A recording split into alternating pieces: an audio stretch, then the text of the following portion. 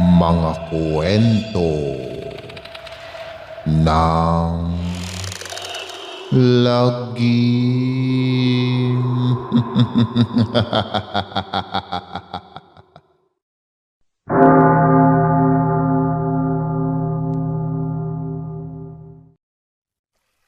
Saan kaya pwedeng magbakasyon ngayong semester break natin? Iyong namamangha ka talaga sa sobrang ganda ng lugar. Wika ni Angela sa mga kaibigang habang palakad-lakad. Ito sa unahan ng kanilang silid-aralan. Wari, nag-iisip ito ng mga magandang lugar na maaaring puntahan nilang magkakaibigan. Iyon bang maaalis pansamantala ang stress na kanilang pinagdaraanan ngayon? Iyong tipo na hindi makalilipad ang isip nila sa mga bagay patungkol sa pag-aaral. Nasa 3 taon na sila ng kursong Computer Science sa isang sikat na universidad sa lungsod ng Maynila. Nakahinga na rin sila kahit paano ng pare-pareho nilang nairaos ang bawat asignaturang ngayong semester. Nagpapasalamat naman sila at walang bumagsak ni isa man lang sa kanilang magkakaibigan. Ano kaya kung sa lugar nila Marco? Suwesyon ni Matilda. Kaya ang lahat ay napatingin kay Marco. Naghihintay ng sasabihin nito. Tiyak nila sa probinsya nito sa Bicol ay may lugar na hitik sa ganda, lalo na't tubong Catanduanes ang binata. Marami silang nakikitang magandang beaches sa internet sa naturang probinsya. Tila nagdadalawang isip naman si Marco kung sasang-ayon ba siya sa mga ito. Ngunit hindi na kailangan pa na magdalawang isip pa siya. Agad na siyang nagpasya. Hindi pwede sa amin, pagtutol na sagot niya sa mga kaibigan. Sige na bro, pumayag ka na, pamimilit ni Severino sa kanya. Baka marami doon sa inyo na mga chika hot babes. Dugtong pa nito. At hinampas naman ito ni Angela ng mahina sa balikat. Tigil-tigilan mo nga yung pagiging palakero mo. Puro na lang mga magandang babae ang nasa utak mo. Kaya ayaw pumayag ni Marco dahil sa'yo. Mahabang sermon tuloy ang inabot nito kay Angela. Mas magalit ka kung maging bukang bibig ko, mga macho at gwapitong mga lalaki. Sabay tawa nito ng malakas. Seryoso talaga ako. Hindi pwede sa amin. Nasa pinakaliblib na lugar ang bahay namin. At baka mapano pa kayo. Kahit paano ay nag-aalala siya kung sakaling ibig talaga ng mga ito makarating sa kanyang bayang kinalakihan. Nababalot ng maraming misteryo at hiwaga ang kanilang lugar. Bakit marami ba roon ng mga rebelde, aswang, maligno o ano? Napakamausisa talaga nitong si Andrea na naging interesado sa pinag-uusapan nila na kanina lamang ay wala itong pakialam. Bigla ay sumeryoso ang mukha ni Marco. Gusto niyo ba talagang makapunta sa probinsya namin? Oo naman. Kuros na sinabi ng kanyang mga kaibigan. Basta kapag nandoon na tayo, iwasan niyo ang makipagkilala sa kahit sino, lalo na't dayo lamang kayo. Paalala niya sa mga ito. Ngunit itong si Severino natatawa sa kanyang isip. Gustong-gusto talaga niyang makarating sa probinsya nila Marco, hindi upang puntahan ang mga magagandang lugar na sinasabi ng kanyang mga kaibigan, kundi ang makatikim ng bagong putahe. Nakakasawa na rin kasi ang mga babae rito sa Manila. Pare-parehong napagsawaan na ng iba ang madalas na maikama niya. Dumating ang araw na napagkasunduan nilang bumiyahe patungo probinsya nila Marco sa Bicol. Mahigit 2 linggo ang kanilang bakasyon, kaya mapupuntahan nila ang magagandang tanawin sa lugar ng kanilang pupuntahan. Nagbus na lamang sila para kahit paano ay makatipid sila. Sanay na rin naman sila sa ganitong mahabang biyahe. Mahigit na 12 oras ang biyahe patungo sa probinsya nila Marco. Sasakay pa sila ng barko pagkarating nila ng lungsod ng Tabaco. Mahigit 3 oras din ang magiging biyahe. At pagdaong ng barko sa pantalan ng San Andres, susunduin na lamang sila ng kuya ni Marco gamit ang jeep na pinapasada nito. Kung magbabas pa kasi sila, mahihirapan lamang sila, lalo na kung puno na ito. Baka sa bubungan na sila makakuha ng pwesto. Ang lahat na uri ng sasakyan na makikita rito sa probinsya nila Marco, kahit sa bubungan ay punong-puno ito ng mga tao. Mahirap kasi rito ang transportasyon. Pagkababang-baba nila sa barko, nagtungo agad sila sa isang tindahan na nakapaligid roon. Nagtataka ang lahat na mga kaibigan ni Marco kung para saan ang pagkarami-raming asin, bawang at kalamansi na kanyang binili. Ganoon rin ang ginawa ng ilang mga nakasama nilang pasahero sa barko. Nagtataka man, hindi na lamang sila umimik. Ang weird na wika ni Angela sa kanyang sarili. Kahit bulong lamang ito, narinig pa ito ni Marco. Hindi naman maiwasan ni Matilda ang mapakapit ng mahigpit sa braso ni Angela dahil sa kabang nararamdaman ito.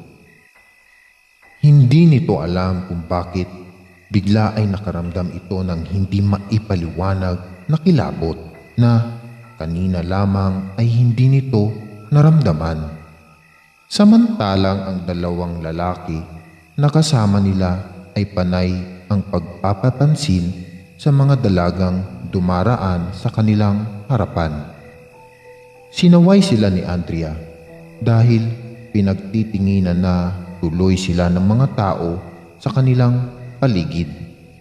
Ang iba ay masama ang tingin sa kanila, lalo na kina Severino at Leander. Umayos nga kayong dalawa. Halos pabulong na saway ni Andrea sa mga ito. Huwag niyo nang dalhin ang ugali niyo sa Maynila rito. Ito naman nakikipagkilala lang, wika ni Severino.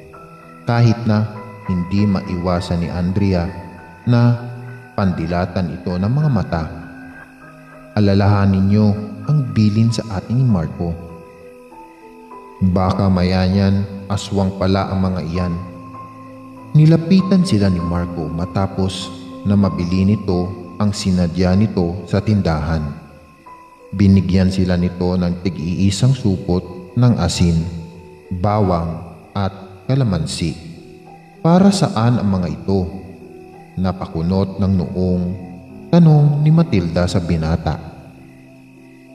Basta kahit saan kayo pumunta, lagi kayong magdala ng mga iyan, lalo na itong kalamansi kapag kakain kayo sa kahit anong kainan rito sa probinsya.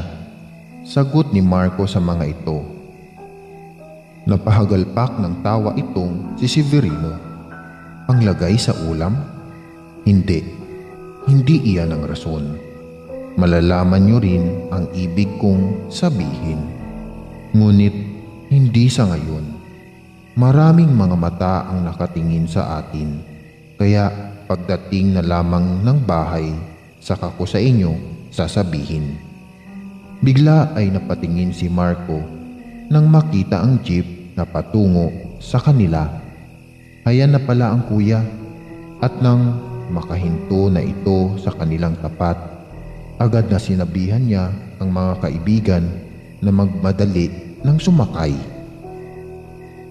At baka abutan sila ng dilim sa daan. Malayo pa ang kanilang lalakbayin.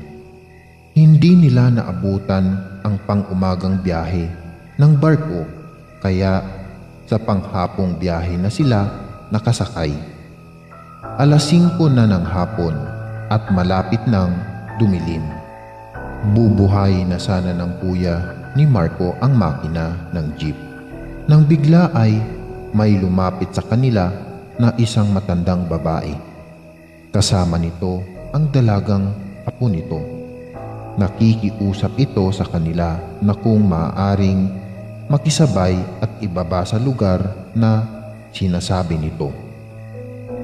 Ngunit agad na nag-alibay ang kuya ni Marco na hindi sila daraan sa lugar na tinutukoy ng matanda. Nanghihinayang naman ang dalawang binata na kasama nila nang hindi pumayag ang kuya ni Marco na pasabayin sa kanila ang maglola. Hindi dahil sa naawa sila sa mga ito, kundi dahil gusto nilang makipagkilala sa dalaga. Nilapitan naman ni Andrea si Marco at nag-usisa ito. Bakit hindi pumayag ang kuya mo, Marco? Nakakaawa naman sila. Mukhang may sakit pa naman iyong matanda. Hindi mo kailangang makaramdam ng awa sa kanila. Hindi sila basta tao lang. Anong ibig mong sabihin? Aswang pareho ang dalawang iyon. Halos pabulong lamang nasagot ni Marco sa dalaga. Iniiwasan nitong huwag marinig ng dalawa pang babae na kasama nila kung ano ang kanilang pinag-uusapan. Ayaw niyang matakot ang mga ito. Ito ba ang dahilan kung bakit ayaw mo kaming dalhin rito? Oo, ayoko lang sabihin dahil alam ko na pagtatawanan niyo lamang ako, pero wala kang dapat na katakot sa kanila. Hindi naman kayong mga babae ang kanilang pinupuntirya, kung hindi kami. Sino naman? Lumalabas talaga ang pagka-mausisa nitong si Andrea. Kaming mga lalaki, lalo na ang mga dayo lamang rito. Kaya dapat hindi maalis sa paningin natin sina Sev at Lian. Nagtigil lamang ang usapan nitong dalawa nang magsalita ang kuya ni Marco. Bumili ka ba, Marco, ng pinapabili sa'yo ni Mama? Oo, kuya. Mabilis naman nasagot ni Marco. Ibinigay mo na ba sa kanila? Oo, kuya. Pagkatapos niyon ay naging tahimik na ang buong paligid. Wala na nag-iingay pa sa kanila. Nakatulog na ang lahat ng mga kaibigan ni Marco. Latag na ang kadilimang bumabalot sa buong kapaligiran. Bihira na rin silang may makasalubong na mga sasakyan. Mabuti na lamang sementado na ang kalsada, hindi katulad noon na malubak. Walang magiging aberya sa kanilang pagbiyahe. Dinadapuan na rin sana ng antok si Marco nang bigla ay makarinig siya ng mahinang pagaspas ng mga pakpak mula sa itaas. Tila sinusundan sila nito. Kahit paano ay hindi niya maiwasan ang makaramdam ng takot. Lalo na nang maalala niya ang maglola kanina na ibig makisabay sa kanila. Ilang sandali lamang nawala na rin naman ang mga pagaspas mula sa itaas. Ligtas din silang nakarating ng bahay. Agad na niyang ginising ang kanyang mga kasama at sinabing naririto na sila. Nagmano mula sila sa ina ni Marco bago sila nito ipinakilala isa-isa. Mainit ang ginawang pagtanggap ng mga ito sa kanila. Mabait at maalaga ang ina ni Marco, bagay na kanilang ikinainggit. Hindi kasi ganoon ang kanilang mga ina, kaya sa halip na manatili sana sila nakasama ang pamilya, mas ginusto nilang lumayo muna pansamantala sa mga ito upang makaiwas sa sakit ng ulo. Ang itay, kuya, nasaan? Hanap ni Marco. Sa kanyang kuya na nasa labas. Sinasabuyan nito ang buong paligid ng bakuran ng asin. Hindi sana nito iyon gagawin, ngunit nang maalala nito ang maglola na gustong makisabay sa kanila, kanina minabuti niyang sumunod sa bilin ng mga matatanda sa kanilang lugar. Sa ganoong paraan lamang ay hindi sila gambalain ng mga aswang. Lalo na't nakita niya kung gaano titigan ng matalim nang maglola ang dalawang lalaking kaibigan ng kanyang kapatid. Pumalaot kasama sina Tiyo. Alam nilang darating ka na may mga kasama, kaya ipanghuhuli raw nila kayo ng sariwang isda. Sagot nito sa kanya. Hindi ka pa ba riyan matatapos sa ginagawa mo, kuya? Kakain na muna. Tayo gutom na raw kasi ang mga alaga sa tiyan ng mga kaibigan ko. Mauna na kayong kumain. Susunod na lamang ako. Yung ulam nga pala, Marco, na nabili ko sa karinderya sa bayan, pigaan mo muna ng kalamansi bago nyo kainin. Oo, kuya. At pumasok na muli siya sa loob. Giliw na giliw sa pakikipagkwentuhan ang tatlong kaibigan niyang babae sa kanyang ina. Tila siya ang pinagkukwentuhan ng mga ito. Ang nanay niya talaga. Siya na naman ang ibinibida sa usapan ng mga ito. Agad na siyang nagtungo ng kusina kung saan naroon sina Severino at Leander. Tahimik lamang ang dalawa na nakaupo sa isang sulok habang nililibot ng paningin ng mga ito ang buong paligid sa kusina. Naninibaguhan siya sa kakaibang ikinikilos ngayon ng mga ito. Napangiti na lang siya nang wala sa oras. Kinuha niya sa sangkalan ang kutsilyo at hiniwa ang dalang kalamansi. Ipiniga niya ito sa ulam na binili ng kanyang kuya sa bayan. Napamura siya ng malakas nang magulat nang biglang magbago ng hitsura ang lutong karne ng pigaan niya ng kalamansi. Naging isang putol na kamay ito ng tao. At mayroong malalaking uod. Dahil sa pagkabigla niya, napalapit sa kanya sina Severino at Leander. At nang makita ng mga ito kung ano ang nasa plato, bumaliktad agad ang sikmura ng mga ito. Hindi rin maiwasan ng mga ito ang mapamura.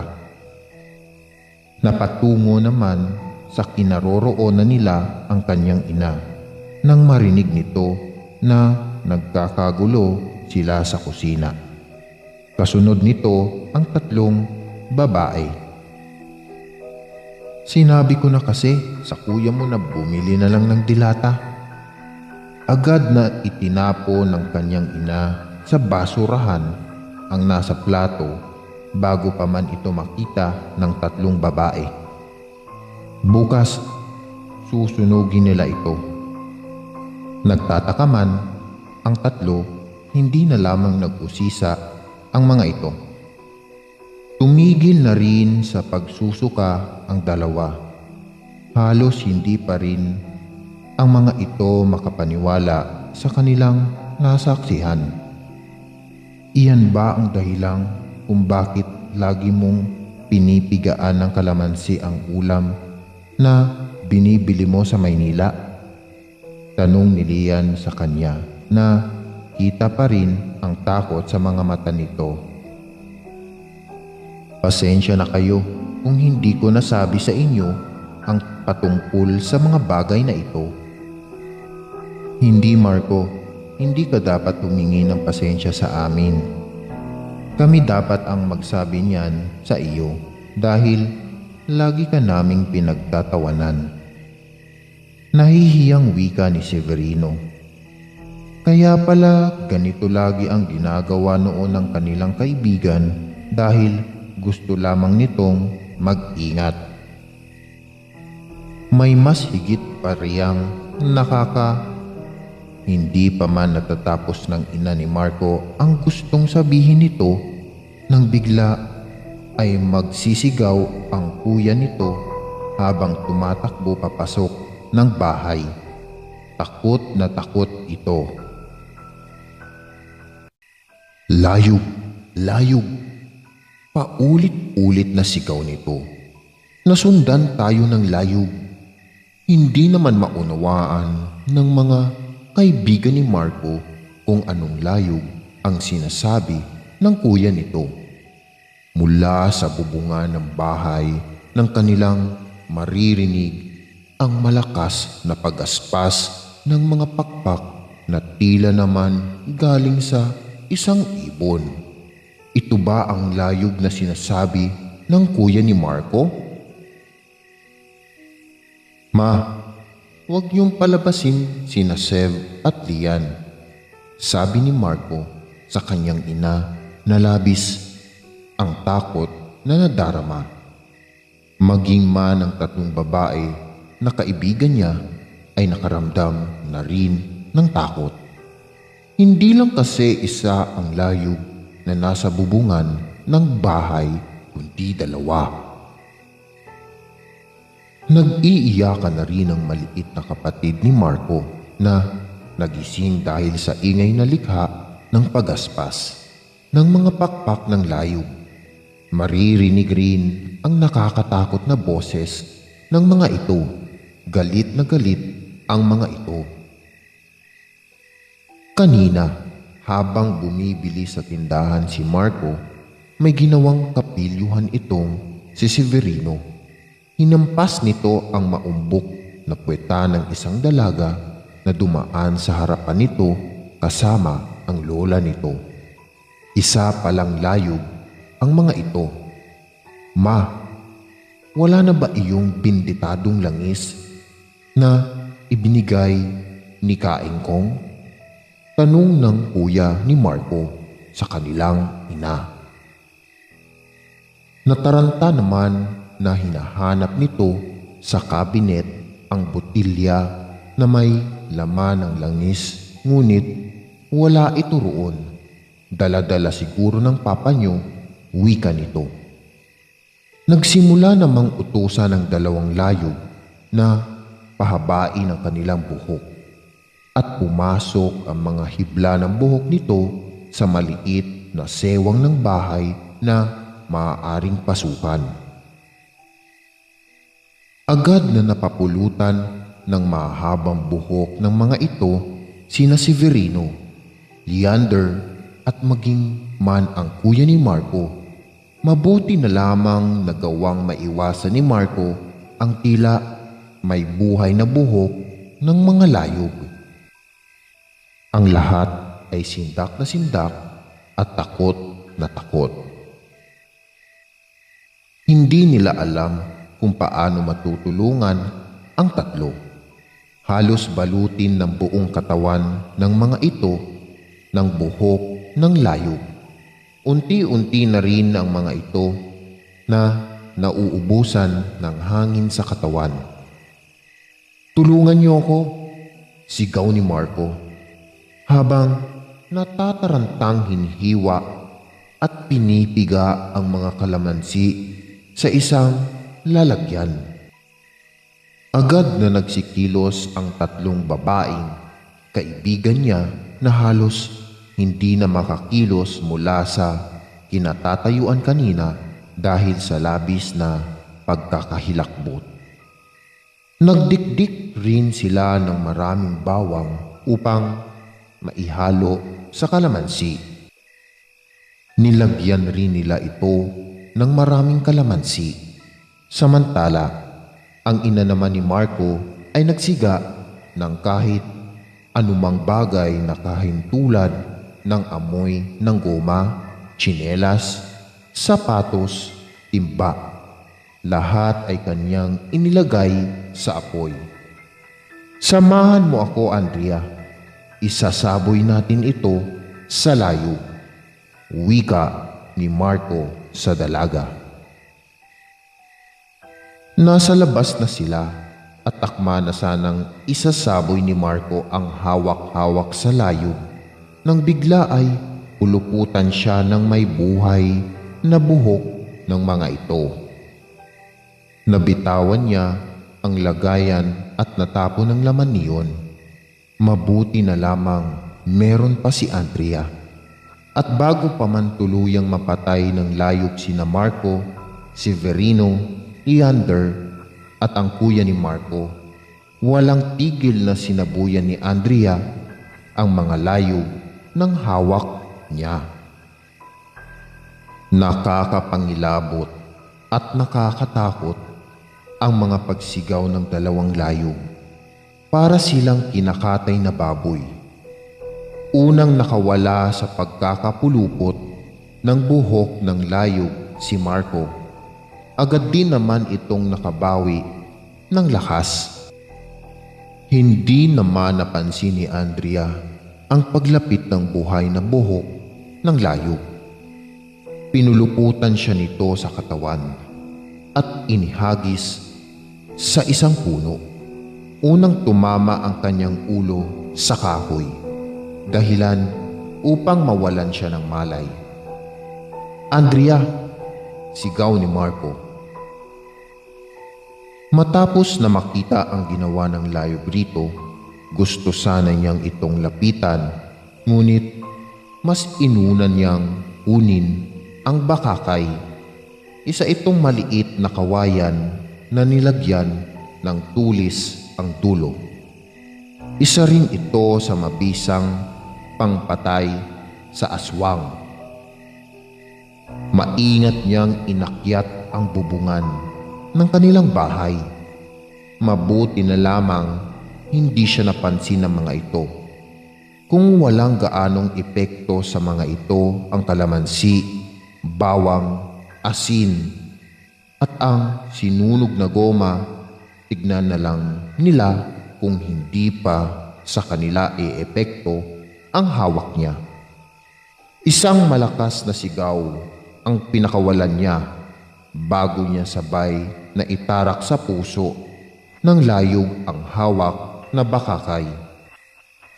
Walang tigil ang nakakatakot at nakakapangilabot na sigaw ng dalawang layog. Habang dahan-dahang nasusunog ang buong katawan ng mga ito. Pinakawalan na rin ng mga ito sina Severino, Leander at ang kuya ni Marco. Parehong walang malay ang mga ito nang bumagsak sa sahig. Natapos na ang lagim na dala ng dalawang layog. Agad na tinungo ni Marco si Andrea na nagkakaroon na rin ng malay. Niyakap niya ng mahigpit ang dalaga. Ang mga manlalayog o layog, kung tawagin sa probinsya ng Catanduanes, ay isang uri ng aswang na kayang pahabain at utusan ang kanilang buhok na pumatay para sa kanila. At sa bawat buhay na kanilang kinikitil ay may katumbas na pagpapanatili ng kanilang kagandahan at kabataan. At ang matandang layog sana, kung nagawa nitong mapatay sina Severino, babalik muli ang kagandahan at kabataan nito. At sa pagbabalik nilang muli sa lungsod ng Maynila, hindi nila makakalimutan ang naging karanasan nila sa mga layog na habang sila ay nabubuhay, magiging bahagi na ito ng kanilang mga buhay. Nakakatakot man ang naging karanasan nila sa probinsya ni Marco. Labis naman silang nag-i-enjoy habang matapos niyon na mapuntahan nila ang iba't ibang magagandang pasyalan na roon lamang ay matatagpuan. Ano, sasama ba ulit kayo sa probinsya upang doon magbakasyon? Nakangiting tanong ni Marco sa kanyang mga kaibigan nang matapos na naman ang isang semester. Sabay-sabay na tumango ang lima.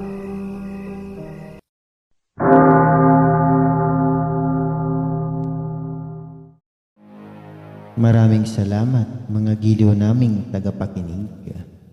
Huwag po nating kalimutan mag-subscribe at mag-like ng ating channel para sa mga kwento ng lagi.